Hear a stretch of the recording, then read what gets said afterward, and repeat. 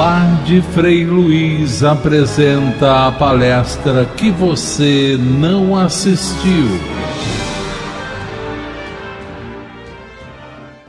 Bem, meus irmãos, nós estamos recebendo hoje aqui em nossa casa, muita alegria, o nosso irmão Alcides Geraldo, que é o nosso palestrante dessa noite, que é trabalhador do Centro Espírita de Jacarepaguá, o SEG, médium psicofônico, psicográfico, há 40 anos. Está correto, meu irmão? Isso mesmo. Palestrante em diversas casas espíritas no Rio de Janeiro. E o tema que será lido hoje, será comentado, é sobre a língua. Por favor, Alcides. A palavra é sua.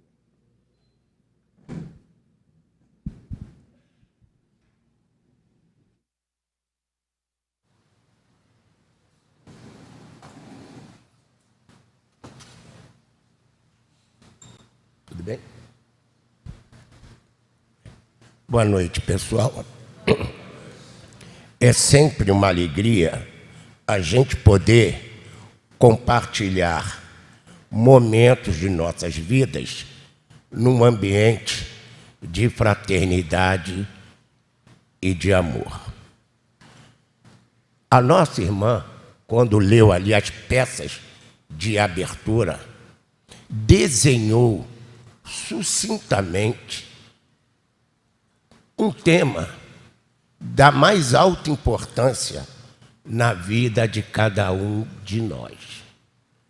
E a gente observa que todos nós, muitas vezes, negligenciamos no uso desse dom, que é a fala. Nós sabemos muito bem que quando se fala em oração, está se falando de vibração, de ondas, de energias.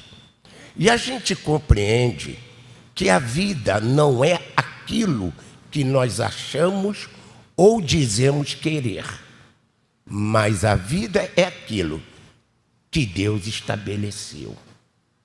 E quando a gente fala em pecado, perversão, corrupção, a gente está falando do mau uso de todos os dons que Deus nos concede. E uma das coisas que se vem buscar nesta casa é a cura. A cura de males que nos atingem. Mas muitas vezes nós esquecemos que a cura dos males que nos atingem está em nós mesmos. Aprendendo a fazer bom uso de todos os dons que Deus nos concede. Tem mais ou menos um mês, estava eu dando uma aula de matéria e energia, era o tema da aula. E o jovem perguntou-me: professor, então quer dizer que a energia nuclear é a energia mais poderosa que existe? Eu parei e olhei para ele e disse: não, meu filho, a energia mais poderosa que existe é o amor. Porque um homem modificado pelo amor jamais usará a energia nuclear para o mal. O homem modificado pelo amor jamais usará a medicina para o mal. Jamais usará a arte, a ciência para o mal. Isso a gente observa, se refere também à própria mediunidade. Se Chico Xavier elevou a mediunidade ao padrão máximo que se pode imaginar, quantos de nós, ou quantos de nosso conhecimento, fracassaram no exercício da mediunidade? Se Beethoven elevou o padrão da arte musical, outros a aviltam. Mas se Shakespeare também levou, Fernando Pessoa, Carlos Drummond de Andrade e outros tantos elevaram o padrão da arte, da poesia, outros a rebaixam. Mas se Einstein, Max Planck elevaram o padrão da ciência, outros a rebaixam. E é com justa razão que a gente ouve dizer às vezes que o mal do mundo é a falta de educação. Allan Kardec definiu educação lá no Livro dos Espíritos como conjunto dos hábitos adquiridos. Se nós pararmos para pensar, Bezerra de Menezes tem os mesmos hábitos nossos? Madre Teresa de Calcutá, Mahatma Gandhi, tinha os mesmos hábitos que a gente? Não. E quando se fala em educação, é preciso ter muito cuidado, porque a gente pensa que educação é instrução e escolaridade. A instrução e a escolaridade são extremamente necessárias, extremamente importantes, mas não são decisivas para se fazer um homem de bem. Pitágoras um dia disse: eduque as crianças para não ter que punir o adulto. E de que crianças que ele está falando? De todos nós, crianças espirituais que somos. Então, o grande projeto desta casa é a educação de cada um de nós. E quais são as ferramentas que nos são concedidas para que a gente se eduque? Pensar, sentir. E aí é que está o grande problema.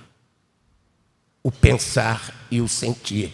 Porque a nossa irmã ali foi extremamente feliz quando falou em duas palavras: trabalho e justiça. Qual é o grande trabalho que nós somos convidados a fazer em cada um de nós? A nossa capacitação moral e intelectual, para que a gente possa conhecer a verdade que liberta.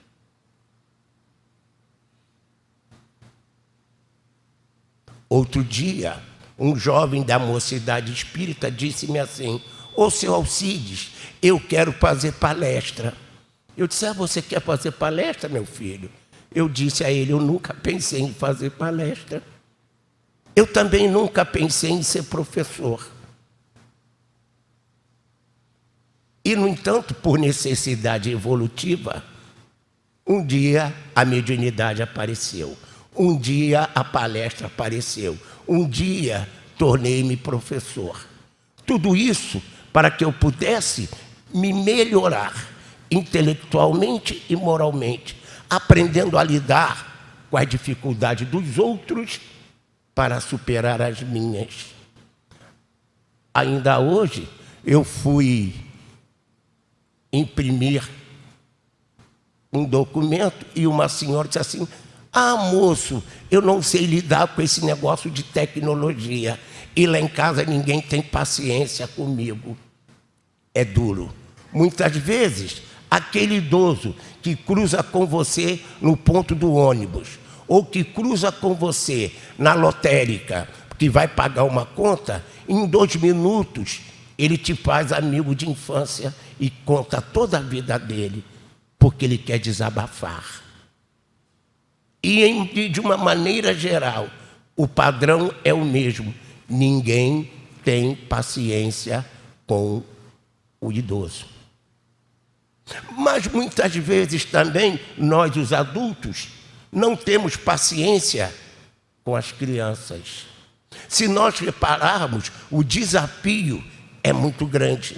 E eu ouço muito a gente dizer e declamar a decadência e a falência da sociedade. Mas eu posso dizer a vocês todos: desafio a quem me provar que prefere voltar aos anos 60, que prefere voltar aos anos 50. Porque o mundo de hoje é bem mais evoluído, por isso mais complexo. Se nós observarmos, tudo evolui do simples para o complexo. E as expressões mediúnicas também vão se tornando mais complexas e mais sutis. E aí é que está o grande problema. A espiritualidade está pronta para nos ajudar. Será que nós estamos prontos para ajudarmos a nós mesmos? Por que haver disputas dentro de uma casa religiosa? Vocês imaginem um lar onde mulher e marido vivem em constante bate-boca, em constante xingamento. Não há Bezerra de Menezes que afaste o obsessor dessa casa. Eu me lembro que quando a gente às vezes falava assim, que diabo? Minha mãe falava, bate na boca que eu não quero ouvir essas coisas dentro de casa. E a gente às vezes pensa que essas coisas são superstições. Não, elas têm um fundamento. A palavra tem um poder muito grande. No princípio era o Verbo, e o Verbo estava com Deus. Os mantras, toda palavra, como os mantras, tem um padrão de vibração. Quando um compositor faz uma melodia e pede alguém para botar uma letra, cada palavra dentro da melodia tem que ter o mesmo padrão da vibração, senão dá diferença. Por isso que tudo no universo é vibração. E eu pergunto a todos vocês, se nós, enquanto médiuns, não confundir imperfeição com viciação da mente. Toda mente viciada é imperfeita, mas nem toda mente imperfeita é viciada. Preciso ter cuidado com essas coisas. E quando você fala nos mantras, quando você fala no poder da oração, você está falando no poder da palavra. André Luiz ou Manuel Filomeno de Miranda, agora não me lembro bem, narra um caso de uma moça que praticou vários abortos. E por causa de um dos abortos, ela foi desencarnada. E lá no tribunal que aqueles espíritos estabeleceram, ela foi julgada. E o comandante daquele julgamento disse assim, você agora é uma loba. E automaticamente a mulher se transformou numa loba. O que isso quer dizer? Ela aceitou a indução da mente. A indução da palavra. Ao absorver aquele padrão de vibração pelo poder da mente e plasticidade do perispírito, ela assumiu a forma de uma loba. Outro dia, um amigo bandista me perguntou assim, ô Alcides, os Exus, as pombagiras, são seres à parte da criação? Não, meu filho, são seres humanos como todos nós. Apenas pelo poder do pensamento e plasticidade do perispírito, assumem essa forma. Num dos seus livros também, André Luiz narra que um ator tinha encenado Fausto de Goethe. Impressionado com o personagem, ele, em espírito, passou a assumir a forma de Mefistófeles. Então, a nossa mente cria a realidade que nós vamos viver. Saibamos fazer nossas escolhas. O vigiar e orar não é apenas uma palavra para decorar, mas para ser sentida dentro de cada um de nós. Por exemplo, o professor Alcides é professor, mas ele também é médium psicofônico e palestrante. Automaticamente, o meu chakra laríngeo tem que ter um funcionamento diferente, senão eu não me comunico. Porém, mas se eu vou para a sala de aula alimentar fofocas, se eu vou para a casa espírita alimentar fofocas, se dentro da minha casa eu vou alimentar fofocas, o que vai acontecer com o meu chakra laríngeo? Vocês podem me dizer? Aí eu venho para cá, Frei Luiz me cura, esquecido que o fator da doença sou eu mesmo, pela viciação da palavra. Quando Francisco de Assis diz: Senhor, fazei de mim um instrumento de vossa paz, onde houver ódio, que eu leve o amor. O que ele está nos convidando? A dar a outra face. Vocês já ouviram falar em dualidade no mundo? O mundo em que vivemos é dual. Sim, não, noite, dia, claro, escuro, amor, ódio. Por quê? Porque nós ainda estamos num padrão tão baixo, que só aprendemos por comparação. E toda medida é uma comparação entre aquilo que eu quero medir e aquilo que eu estabeleço como padrão. Para nós, quem é o padrão da virtude?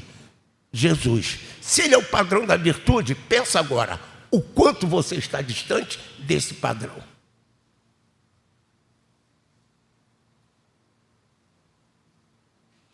Outro dia,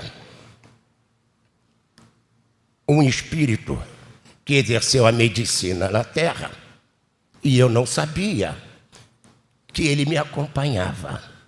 E ele disse assim para mim: ô Alcides, você está com glaucoma? Eu disse: sim, estou. E ele disse assim: você sabia que no seu mapa kármico estava previsto você ficar cego aos 40 anos? Eu: não, doutor.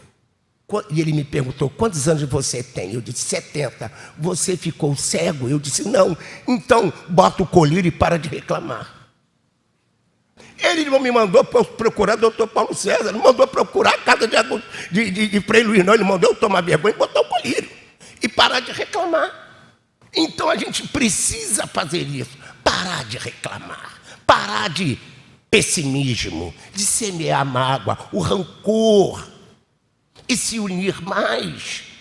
Vocês já viram Bezerra de Menezes fazer fofoca? Você consegue imaginar Francisco de Assis falando mal de Bezerra de Menezes? A gente fala mal um do outro. É engraçado isso, gente. Você já viu Joana de Ângeles falar mal de alguém? Não, mas a gente fala. Vicia o pensamento. A gente vicia o sentimento e depois gasta dinheiro com remédio e não sabe por quê. A sua aposentadoria é pequena. Melhora seus hábitos. Que você vai gastar menos dinheiro com remédio, sua aposentadoria vai crescer um pouquinho. Essas coisas não são meras palavras, são fundamentos da ciência. E nós observamos que a humanidade, quando eu falo humanidade, é encarnado e desencarnado. A humanidade é um todo de alta heterogeneidade. Por que a humanidade é tão heterogênea? Porque Deus fez um diferente do outro? Não. Todos nós sabemos que todos fomos criados simples e ignorantes. Como foi criado Jesus? Simples e ignorante. Como foi criado Chico Xavier? Simples e ignorante. Como foi criado Francisco de Assis? Simples e ignorante. Ninguém está fora da lei divina. E por que eles se tornaram melhores do que nós? Fazendo bom uso da palavra.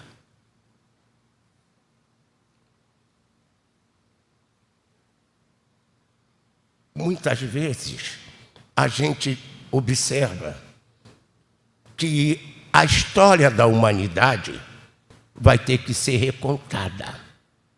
Então, por exemplo, como eu posso ignorar a pluralidade dos mundos habitados e a pluralidade das existências na história da humanidade? A gente ignora isso, porque a nossa história é contada ainda horizontalmente. Mas quando a gente perceber, por exemplo, que Napoleão Bonaparte e Alexandre o Grande é o mesmo espírito, encarnando personalidades diferentes.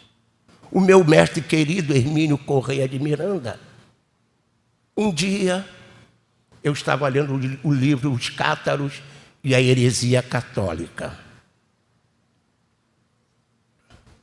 E um dia ele falou para alguém que ele estava ali no livro. E aí que eu fui saber que o São Bernardo do Claraval era o Hermínio Correia de Miranda. Então vocês observam que esse homem tinha um talento genial para escrever. Escrevia muito bem. O que ele fazia? Bom uso do pensamento, do sentimento, da palavra.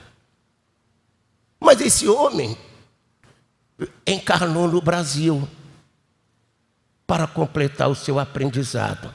Dona Ivone do Amaral Pereira, outro exemplo de mediunidade sublime. Depois de vários suicídios na Europa, veio para onde? Para o Brasil. E uma vida prevista para 40 anos, por causa das encarnações, ela ganhou uma moratória e ficou mais 40 anos. Então vocês estão vendo que o bom uso dos dons, dos talentos que nos são concedidos, mudam o curso de nossa história. Porque da mesma maneira que eu me espantei e fiquei boquiaberto quando o Espírito me disse que estava previsto ficar cego aos 40, aos 70 eu ainda não estou, o que houve eu não sei, mas que foi bom, foi. Não tem outro jeito. O doutor Paulo César aqui, outro dia assistindo ele na internet, ele disse que numa encarnação usou os metais para torturar. Ele agora, como médico, cirurgião, usa os metais para fazer o bem. Então eu tenho certeza, nos anos 90, eu operei as cordas vocais. Vocês vejam bem como é que é o problema. Operei as cordas vocais. E naquela fase pré-operatória, os 4 otorrinos disseram assim para mim: o senhor fuma? Não, doutor, eu nunca fumei, impossível. O senhor bebe? Não, doutor, eu nunca bebi, impossível. O senhor tem garganta de fumante e bebedor inveterado. O que simboliza isso, minha gente? Vocês podem me dizer que esse chakra laríngeo, lá em outras encarnações, eu fui um verdadeiro fofoqueiro, disseminador, né? E você que vai para site de fofoca, querendo saber quem casou com quem separou de quem, sai disso, meu filho. Vai buscar coisas mais edificantes e aprimorar sua mediunidade. Ou você pensa que sua mediunidade não evolui, ela evolui junto com você.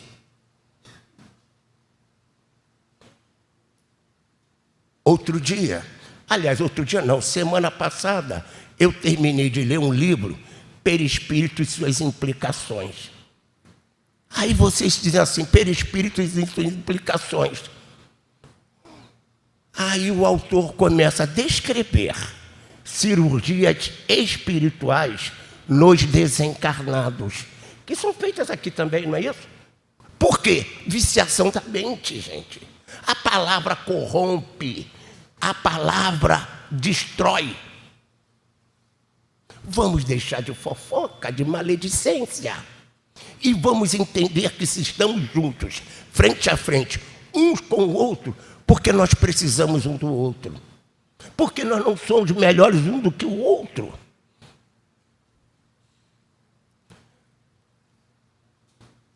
É claro que a gente compreende determinadas posturas, já que a heterogeneidade de espíritos que compõem a vida na Terra é muito grande, e tem de tudo um pouco. Tem aqueles que elevam e edificam, mas tem aqueles também. Aí, ainda no mesmo livro, o autor descrevia a seguinte situação: sono noturno e uma assembleia lá no baixo mundo astral. Quem era a população da assembleia do submundo astral? Um monte de médio espírita. Aí o autor perguntou ao instrutor: mas eles não são espíritas? E o instrutor respondeu: rotulagem não define qualidade. Cuidado com o seu sono. Quando você acorda, ai, cuidado. Mas o meu amigo médico, outro dia ele me chamou para uma conversa e ele disse assim para mim: Alcides, você não está sentindo isso? Eu falei: sim, doutor. Você quer que é isso? É um cerco obsessivo. Agora você pode ir embora que você tem como resolver isso sozinho. E não disse para mim: coitadinho de você. Porque essas etapas fazem parte do nosso aprendizado.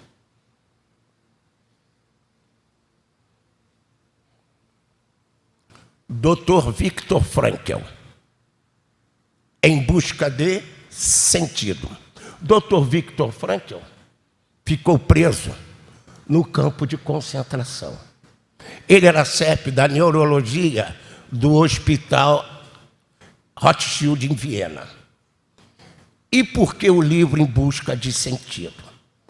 Disse ele que enquanto estava no campo de concentração, ele ficava pensando: qual é o sentido de tudo isso? Isso tem que ter um sentido.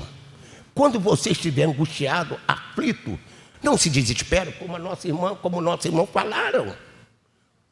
Indague, o que isso quer me dizer? O que Deus quer me mostrar?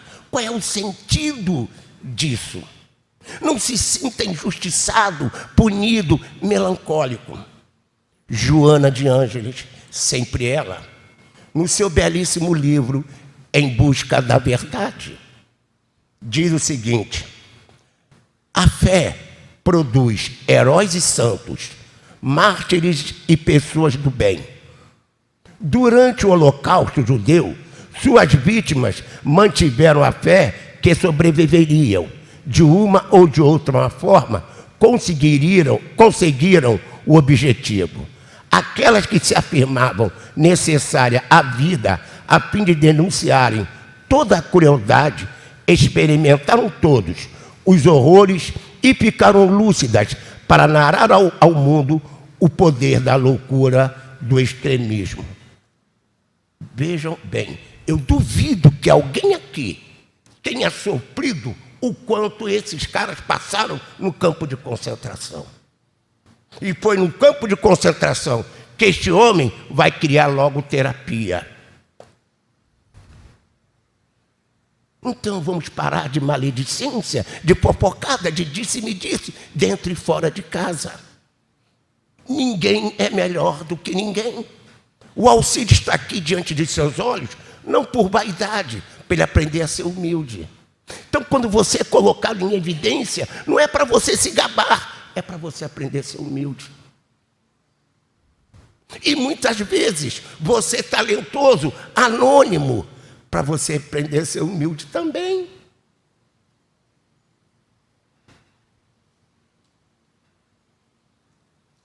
O Dr. Viktor Frankl, ele diz assim: pouco depois, passei para outra questão, dirigindo-me dessa vez ao grupo inteiro.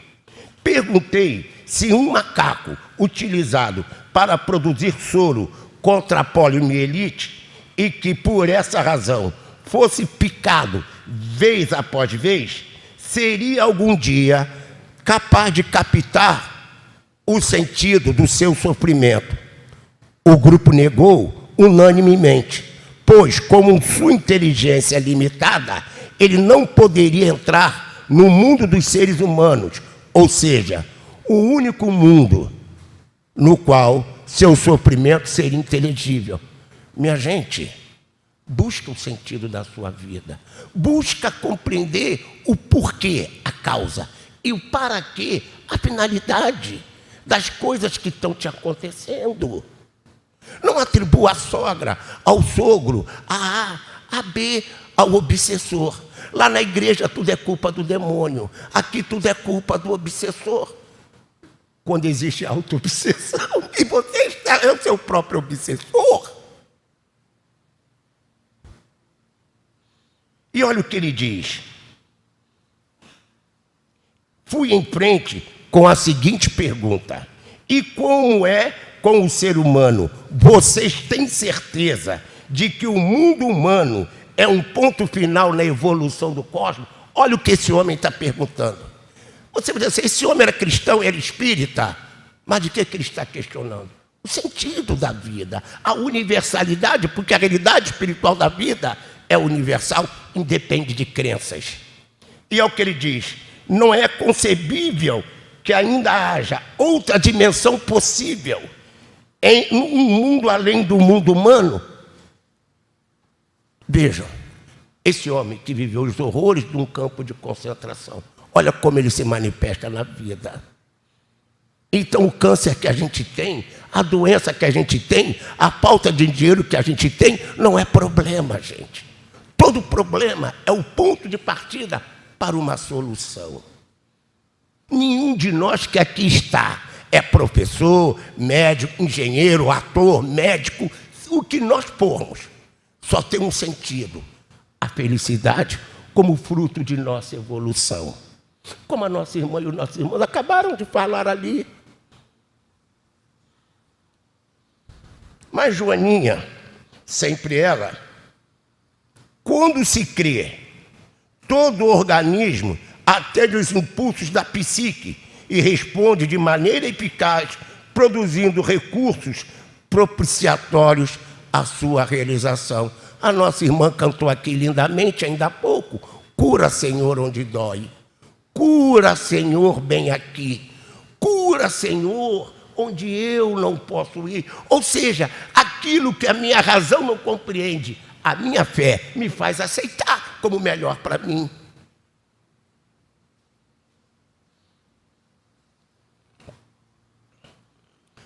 O nosso querido André Luiz, nesse belíssimo livro, Nos Domínios da Mediunidade.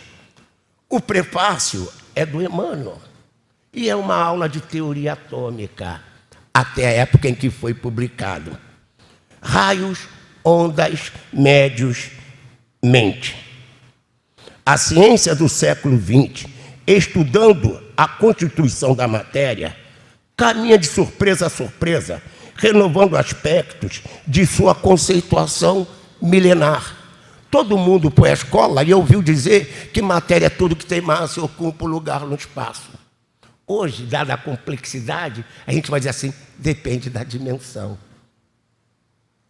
Porque isso vale até a velocidade da luz. Na velocidade da luz, a massa desaparece e tudo se transforma em energia. Nesse outro belíssimo livro, Universo e Vida, o Dr. Sérgio Thyssen, eu recomendo as palestras dele para todos vocês. Eu sempre achei que o autor do livro era um pseudônimo. E ele declarou numa palestra que o autor do livro, Pascal Áureo, era apenas um pseudônimo. Por que que os espíritos buscam um pseudônimo? Para não chamar atenção sobre si, porque importante não é ele, o autor do livro, mas a ideia, o ensinamento, a obra é que é importante. Nenhum homem é mais importante do que a obra. E ouçam: ação mento-magnética. O pensamento é uma radiação da mente espiritual, dotada de ponderabilidade e de propriedades quimioeletromagnéticas, constituídas por partículas subdivisíveis. Meus amores, quando ele fala dotada de ponderabilidade, o que ele está querendo dizer? Quando você faz um eletrocardiograma, o que você está mudando? O pulso do coração, ou do sentimento, já que o coração é veículo de manifestação do espírito. Quando você faz o eletroencefalograma, aqui, ó, faz uma pergunta: quem consegue imaginar o eletroencefalograma de Jesus? As ondas seriam curtíssimas. Por quê? De alto poder energético. E ele diz mais: tal radiação mental, expedida sob forma de ondas eletromagnéticas, constitui o fluido mento-magnético que integral dá ao sangue e a linfa percorre incessantemente todos os organismos psicofísicos, concentrando-se nos plexos ou centros vitais. Professor, o que ele está chamando a atenção, meus amores? Teu pensamento, teu sentimento, tuas atitudes afetam teu chakra. E ele diz mais: do centro coronário que lhe serve de sede, a mente estabelece e transmite a todo o seu corpo vital os seus padrões de consciência. Opa! Padrões de consciência de que ele acabou de falar. Quando você foi à escola, você ouviu dizer que a eletrosfera tem 7 níveis: K, L, M, N, O, P, Q. Cada nível define um padrão de energia, um padrão de vibração. Cada um de nós, com a nossa consciência, define um padrão de vibração. Então vocês acham que o fofoqueiro, o maledicente, o caluniador vai pulsar no mesmo padrão de vibração de Chico Xavier? Claro que não. Vocês acham que o fofoqueiro, o maledicente, o caluniador vai vibrar no mesmo padrão de Mahatma Gandhi? Buda, um dia perguntaram a ele: mestre, por que tu és tão feliz? Ele tinha conta bancária? Não, naquele tempo não existia isso. Ele tinha dinheiro? Não. O que ele disse? Eu sou um desperto. Lembra de Paulo de Tarso? Desperto a tu que dormes. Dormir é manter a consciência bloqueada, anestesiada para os objetivos mais altos da vida.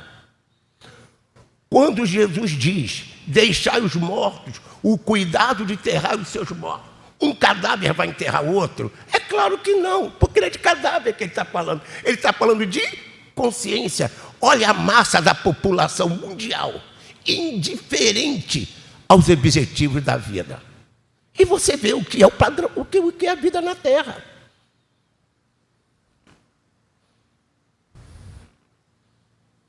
Porém, a OMS define o homem como ser bio, psicossocial e espiritual.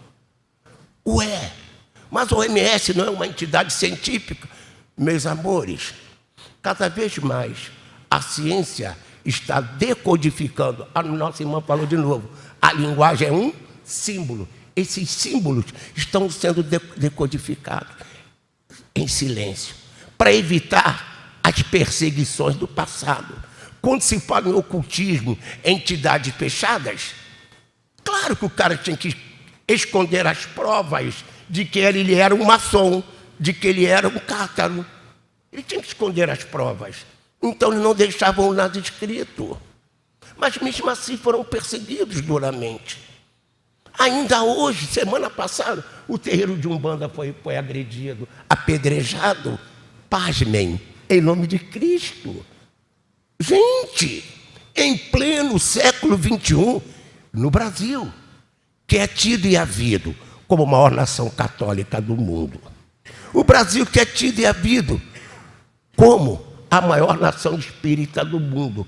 Como pode, nesta terra, que recolhe Chico Xavier, Dona Ivone do Amaral Pereira, Hermínio Corrêa de Miranda, Divaldo Franco, é claro que também vem para cá os embrutecidos, os endurecidos, porque essa terra, o Brasil, é um grande hospital. Quando Machado de Assis fala lá no conto do alienista, que é mais louco fora do hospício do que dentro, isso é verdade.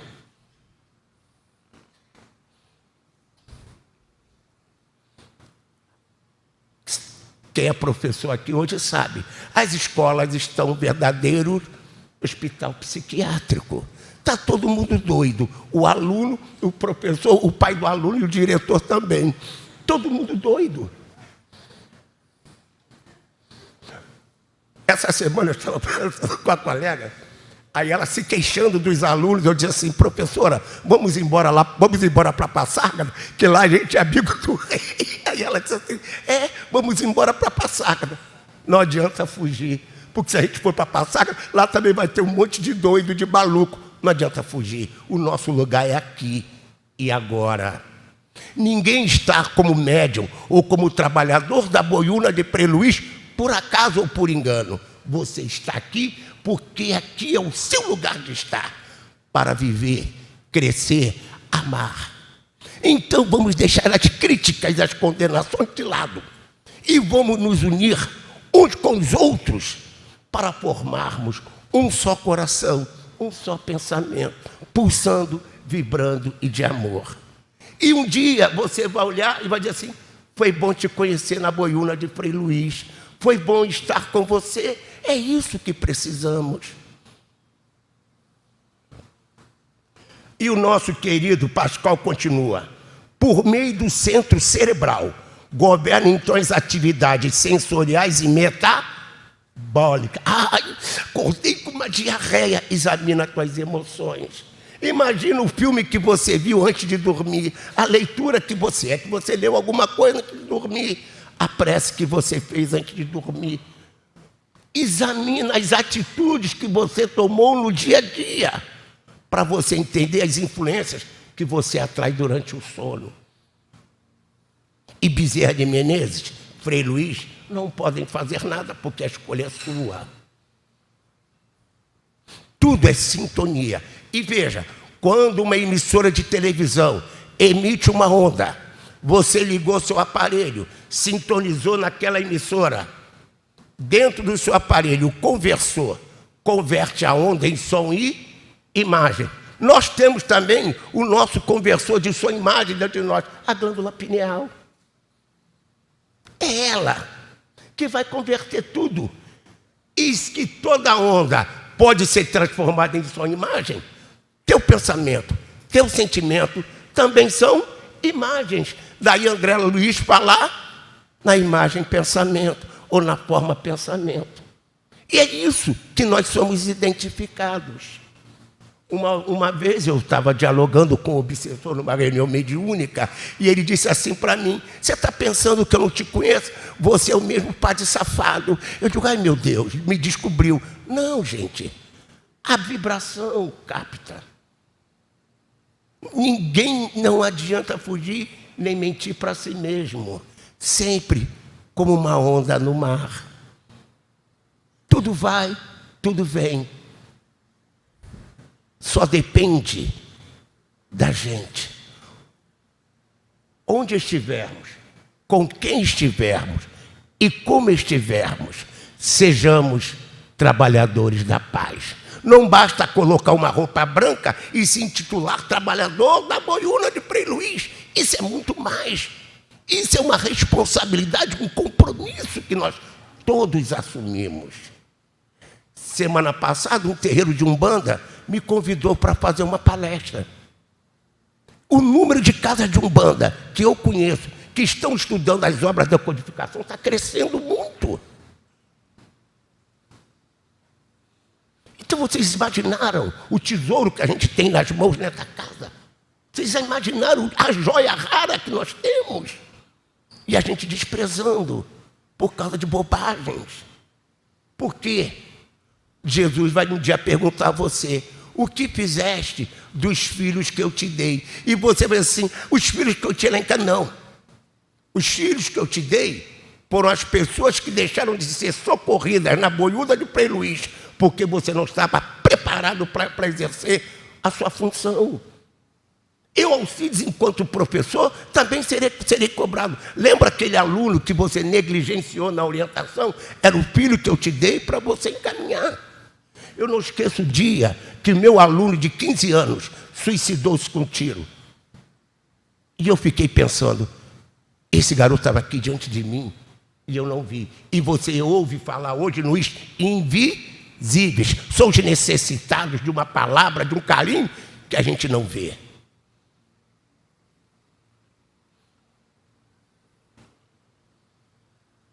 Então, meus amores, vamos buscar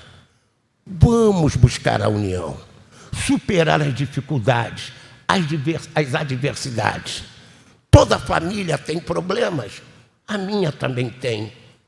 E esses problemas não podem paralisar o nosso anseio de felicidade, porque se você tem filho problemático, marido problemático, são eles a tua salvaguarda. Porque são os problemáticos que nos abrirão a porta da felicidade. Ou vocês acham que diante de Jesus nós não somos problemáticos? Hã? Nós não somos problemáticos diante de Jesus? Somos. E Jesus nos abandonou? Não. Olha aí. Frei Luís nos abandona? Não, porque nós somos problemáticos. Recalque, remorso, trauma, complexo, frustração, mágoa. Quem não tem? Todos nós temos. E é preciso tê-los, porque é possível vencer. Quando se diz que a fé remove montanha, há um simbolismo nessa palavra.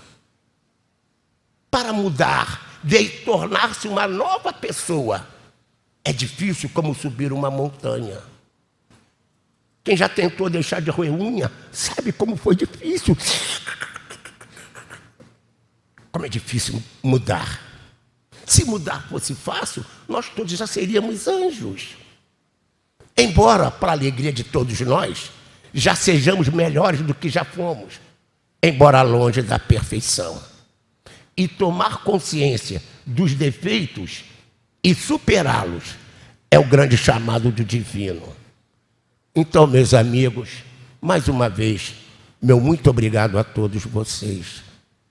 Obrigado a vocês porque vocês me dão a oportunidade de evoluir. Porque eu não vim aqui para falar, para impressionar. Eu vim aqui para aprender com vocês.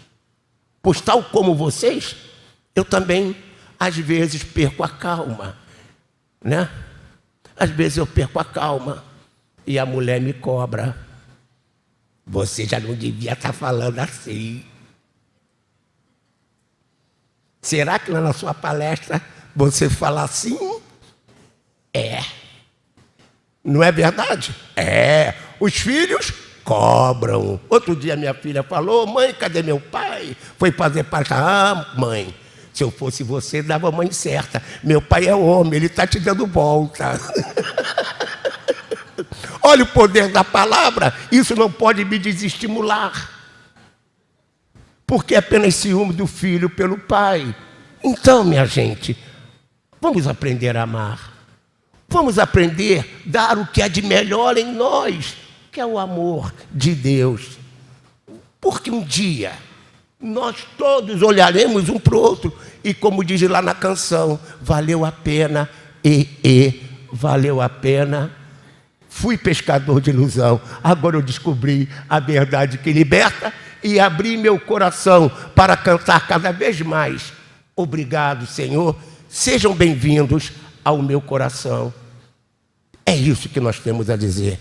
Minha gente, mais uma vez, muito obrigado. Obrigado à direção da casa pela confiança. E a gente volta um dia, se houver condição. Joana de Ângeles, sempre. Obrigado.